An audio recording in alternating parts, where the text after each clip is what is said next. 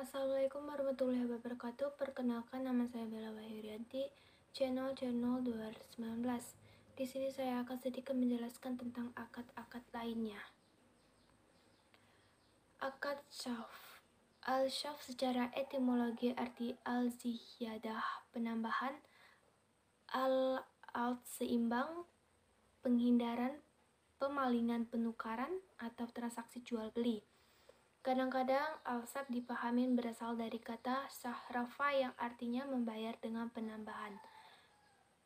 Syaf adalah perjanjian jual beli suatu valutan dengan valutan lainnya, atau syaf money change adalah penjualan nilai sesuatu dengan nilai sesuatu yang lainnya, meliputi emas dengan emas, perak dengan perak, dan emas dengan perak. Dalam kasus istilah fikih disebut bahwa bai syaf adalah menjual mata uang dengan mata uang, emas dengan emas.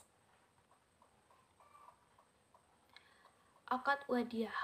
Wadiah berasal dari wadahsyah syai'ah yang artinya meninggalkan atau menitipkan sesuatu pada orang lain yang sanggup menjaga sebagai titipan murni dari satu pihak ke pihak lain, baik individu maupun badan hukum, yang harus dijaga dan dikembalikan kapan saja si penitip menghendakinya.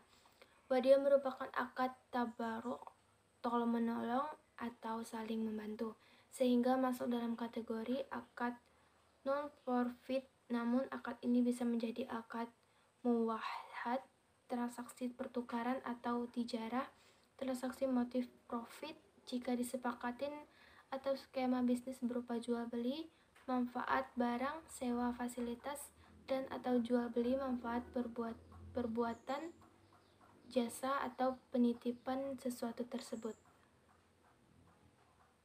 Akad al-wakalah. Akad wakalah adalah akad pemberian kekuasaan oleh seseorang kepada orang lain untuk melakukan sesuatu yang bersyarat hukum.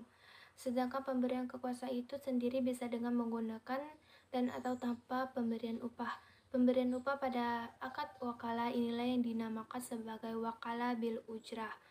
Sehingga penelitian ini bertujuan untuk menganalisis dan mengetahui dari sudut pandang kaidah fikih ekonomi terkait akad wakalah bil ujrah yang terhadap dalam transaksi jual jasa titip beli online. Akad al-kafalah. Akad al-kafalah adalah perjanjian pemberian penjaminan atau penanggungan. Akad al-kafalah dalam perbankan Islam merupakan suatu bentuk penjaminan yang diberikan oleh penanggung kafil bank syariah kepada pihak ketiga atau maktul lahu untuk memenuhi kewajiban pihak yang ditanggung atau ashil nasabah.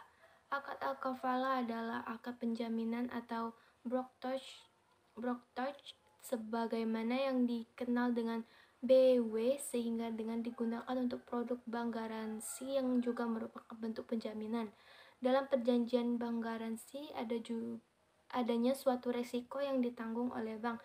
Penerbitan dapat di-cover dengan adanya kontrak garansi baik full cover maupun non full cover yang diberikan oleh pihak bertanggung atau nasabah.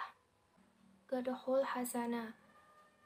Qard hasanah adalah suatu sistem yang berkaitan dengan segala bentuk pinjaman tanpa imbalan yang berasas pada hukum al-qard hasanah. Dalam literatur fikih klasik, konsep qard al-hasanah dikategorikan dalam akad tawahwi atau akad tolong-menolong dan bukan transaksi komersial. Perjanjian ini dimasukkan ke dalam akad tabaruh, yaitu perjanjian transaksi nirlaba, not for profit transaction. Akad al-hiwalah. Akad pemindahan utang atau piutang suatu pihak kepada pihak yang lain. Dalam lembaga keuangan, hawala diterapkan pada fasilitas tambahan kepada nasabah pembiayaan yang ingin menjual produknya kepada pembeli dengan jaminan pembayaran dari pembelian tersebut dalam bentuk giro mundur. Ini lazim disebut mortgage check, namun disesuaikan dengan prinsip-prinsip syariah. Akad al-rah. Akad ahrah berdasarkan pada firman Allah dan sunnah Rasul. Akad ahrah adalah perjanjian utang piutang dengan menahan barang sebagai jaminan atas hutang. Murtahni, penerimaan barang, mempunyai hak untuk menahan markun barang sampai semua hutang rahin yang menyerahkan barang dilunasin. Mahrun tidak boleh dimanfaatkan oleh murtahi kecuali seizin rahni. Dengan tidak mengurangi nilai mahru dan pemanfaatnya, ini sekedar pengganti biaya pemeliharaan dan perawatannya. Baiklah, itu yang bisa saya sampaikan. Maaf jika ada salah kata. Assalamualaikum warahmatullahi wabarakatuh.